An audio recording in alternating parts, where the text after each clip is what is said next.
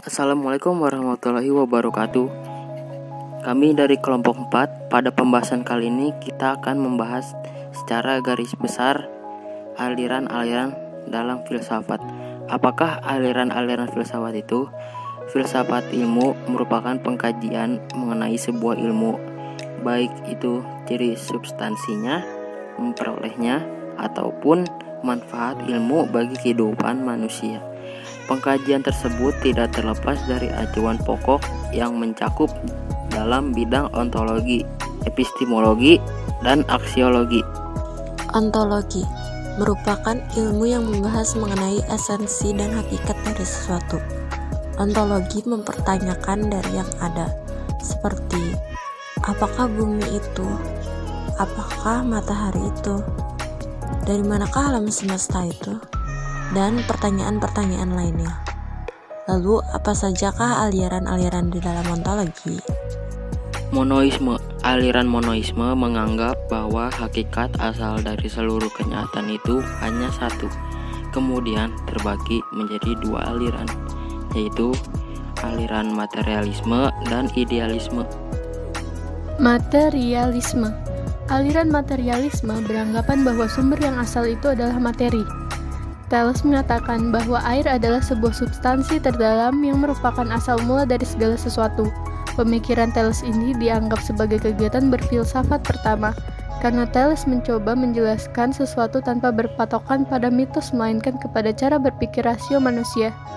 Di dalam geometri, Thales dikenal karena menyumbangkan teorema Thales yang berisi: pertama, sebuah lingkaran terbagi dua sama besar oleh diameternya.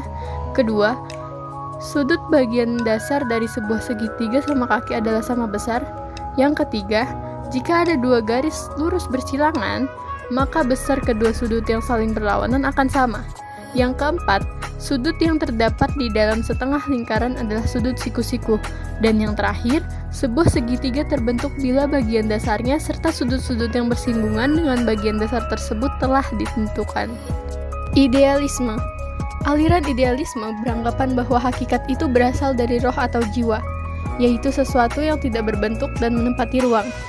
Plato mengatakan bahwa jiwa bersifat abadi, jiwa tidak dapat dihancurkan. Jiwa itu selalu eksis, jiwa dapat menggerakkan dirinya sendiri. Oleh sebab itu, jiwa dianggap lebih tua dibandingkan dengan tubuh.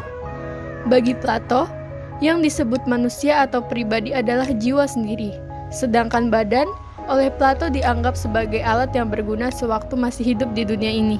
Tetapi badan itu di samping berguna, sekaligus juga memberati usaha jiwa untuk mencapai kesempurnaan, yaitu kembali kepada dunia ide. Dualisme.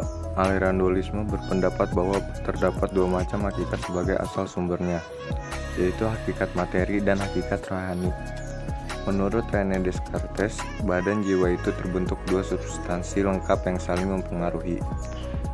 Jiwa dapat memengaruhi badan seperti aku mau menggerakkan tanganku, dan tanganku bergerak dengan seketika.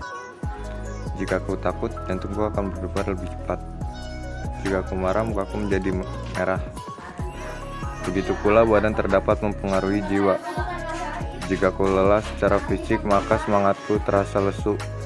Jika aku menerima pukulan keras, maka aku jatuh pingsan. Pluralisme.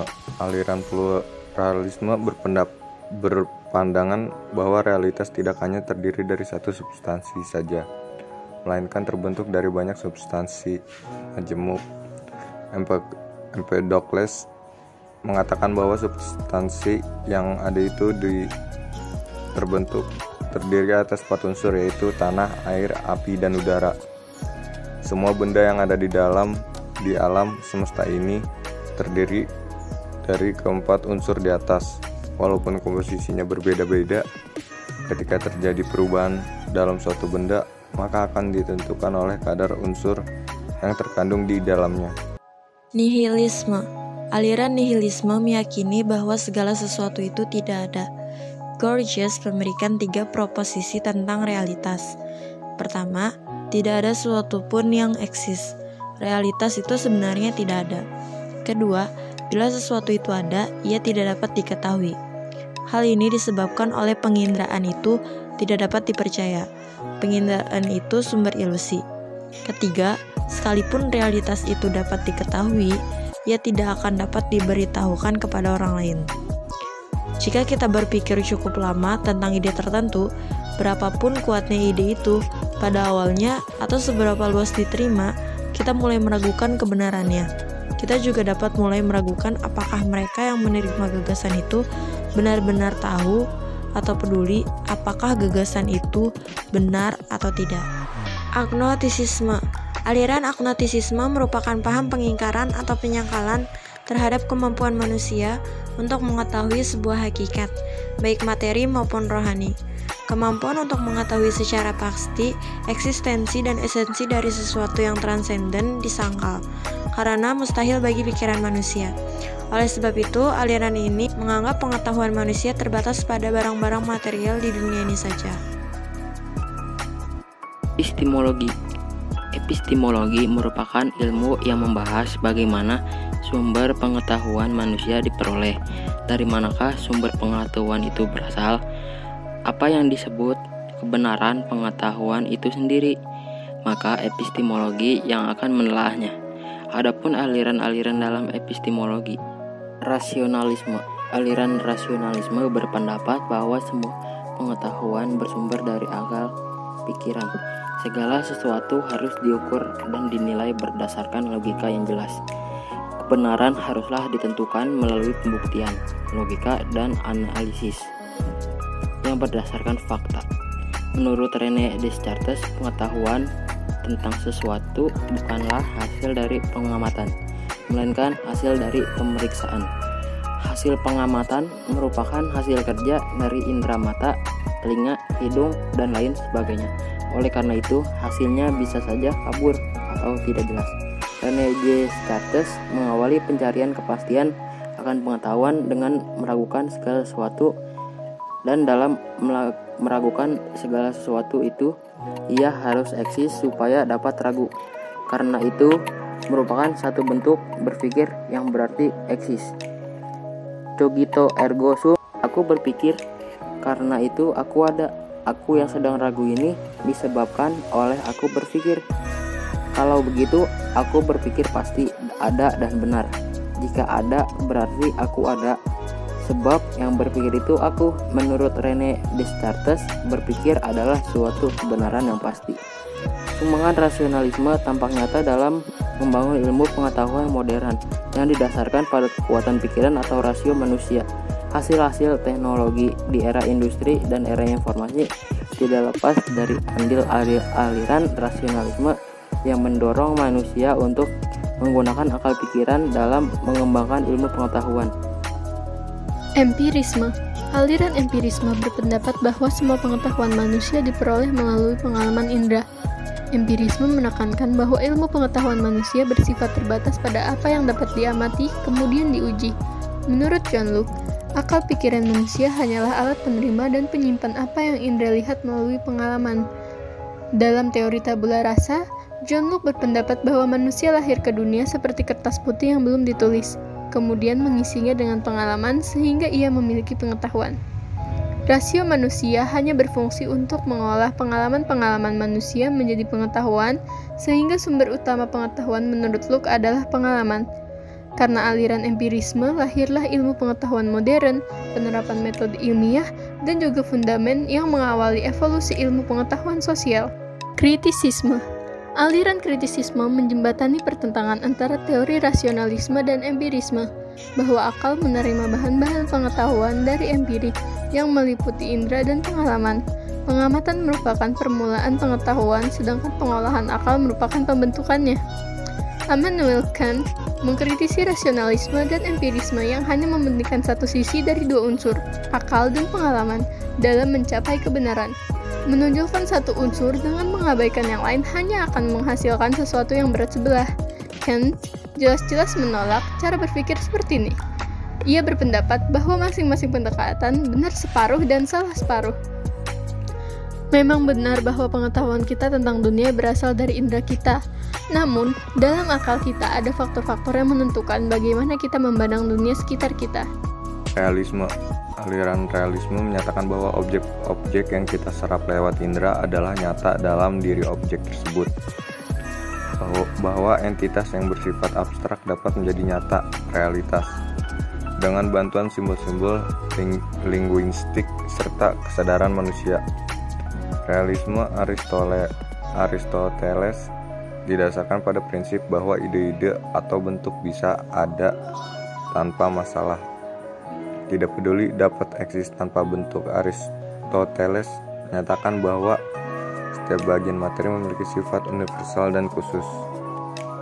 Sebagai contoh, semua orang berbeda dalam sifat-sifat mereka. Kita semua memiliki berbagai bentuk dan ukuran. Namun tidak ada dua yang sama. Kami berbagi sesuatu yang universal yang disebut dengan kemanusiaan. Kualitas universal ini tentunya nyata karena itu ada secara mandiri dan terlepas dari satu orang. Positivisme. Aliran positivisme menyatakan bahwa pengalaman dan bukti empiris merupakan basis dari ilmu pengetahuan dan penelitian. Auguste Comte menegaskan bahwa pengetahuan yang benar hanyalah pengetahuan yang berdasarkan pada fakta-fakta.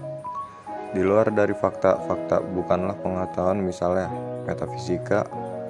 Rumus-rumusan metafisika seperti Das Ding an sich, milik Kant serta causa prima milik Aristoteles dan Aquinas ditolak oleh Auguste Comte karena menurut pengetahuan hanya mencukupkan diri pada hal-hal yang bisa diamati atau diobservasi secara indrawi saja. Berkat aliran positivisme, sejarah ilmu pengetahuan pada abad ke-19 dapat ditulis.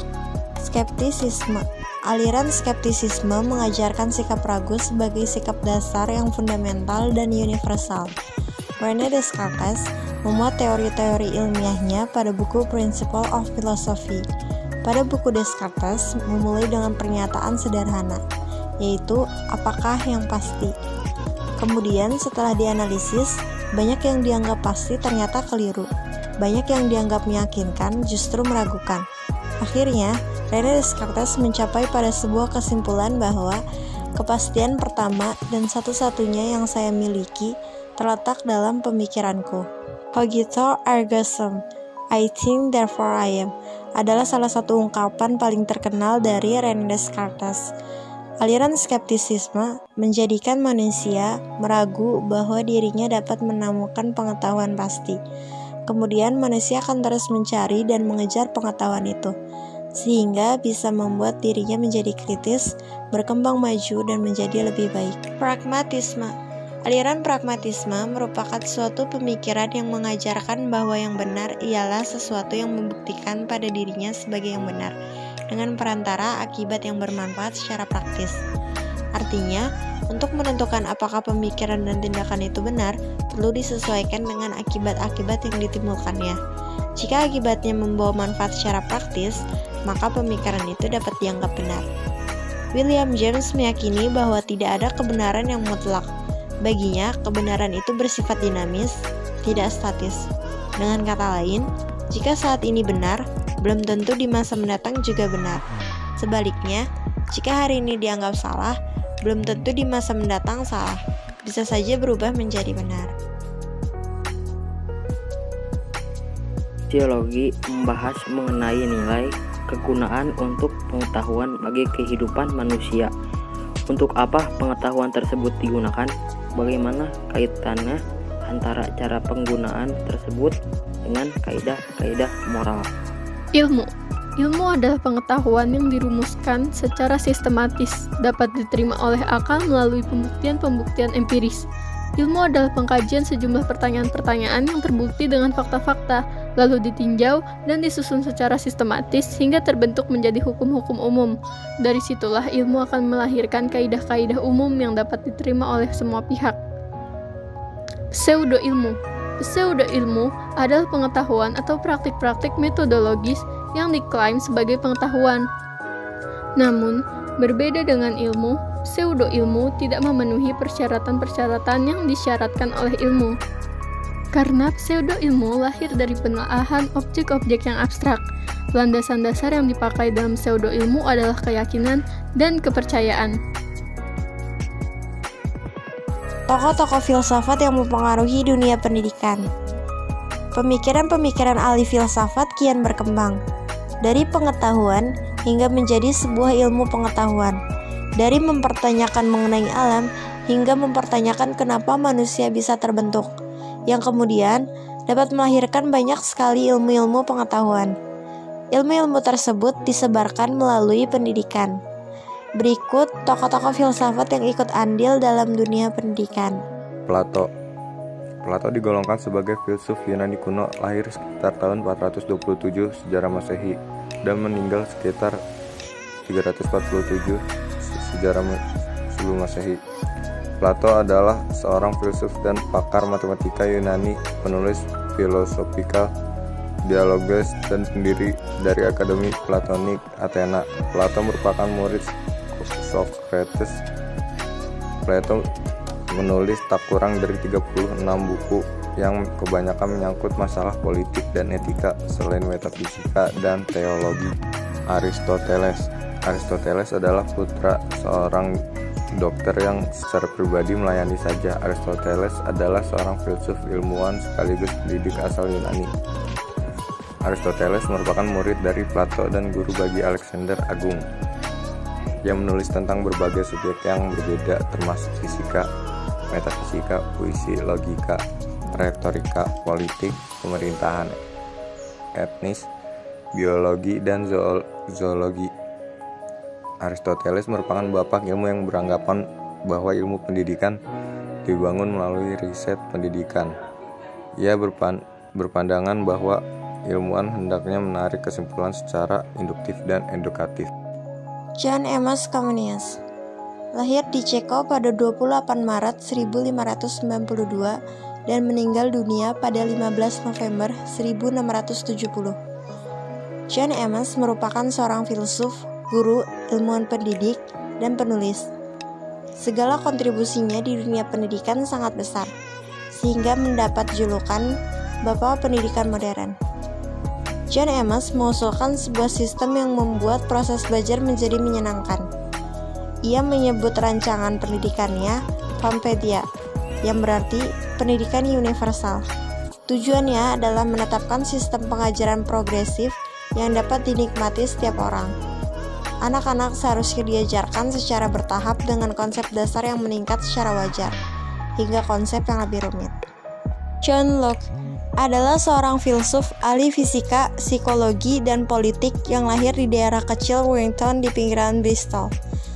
John Locke merupakan ahli empirisme pertama di Inggris. John Locke banyak mengkontribusikan pemikirannya dalam membantu pergerakan ekonomi dan perdagangan internasional. John Locke menyatakan teori tabula rasa, yaitu sebuah teori yang menyatakan bahwa pikiran manusia ketika lahir berupa kertas kosong tanpa aturan untuk memproses data. Lalu data yang ditambahkan serta aturan untuk memprosesnya dibentuk oleh pengalaman alat inderanya. Imam Ghazali memiliki nama lengkap Abu Hamid Muhammad bin Muhammad Al-Ghazali At-Tusi Asy-Syafi'i. Lahir pada 1058 Masehi dan meninggal pada 1111 Masehi. Imam Al-Ghazali dikenal sebagai seorang filsuf teologi Muslim Persia yang dikenal sebagai Al-Ghazal di dunia barat pada abad pertengahan. Menurut Imam Al-Ghazali, pendidikan Islam merupakan pendidikan yang berupaya dalam pembentukan insan paripurna baik di dunia maupun di akhirat. Menurutnya, manusia dapat mencapai kesempurnaan apabila mau berusaha mencari ilmu yang kemudian diamalkan fadilahnya melalui ilmu pengetahuan yang sudah dipelajarinya. Ki Hajar Dewantara, Raden Mas Wardi Suryadiningrat atau yang lebih dikenal dengan Ki Hajar Dewantara merupakan pendiri dari perguruan Taman Siswa, yaitu lembaga pendidikan yang memberikan kesempatan bagi para pribumi untuk bisa memperoleh hak pendidikan seperti halnya para priai maupun orang Belanda. Lahir di Yogyakarta pada tanggal 2 Mei 1889, dibesarkan di lingkungan keluarga keraton Yogyakarta, membuatnya memiliki kekuatan untuk membangun pendidikan di Indonesia. Menurut Ki Hajar Dewantara, pendidikan merupakan segala usaha dari orang tua untuk menyokong hidup anak atau kemajuan hidupnya. Sedangkan tujuan pendidikan merupakan bentuk usaha menyempurnakan hidup lahir batin sebagai individual maupun bermasyarakat. Baik, demikian dari kelompok 4, kurang lebihnya mohon dimaafkan. Terima kasih. Wassalamualaikum warahmatullahi wabarakatuh.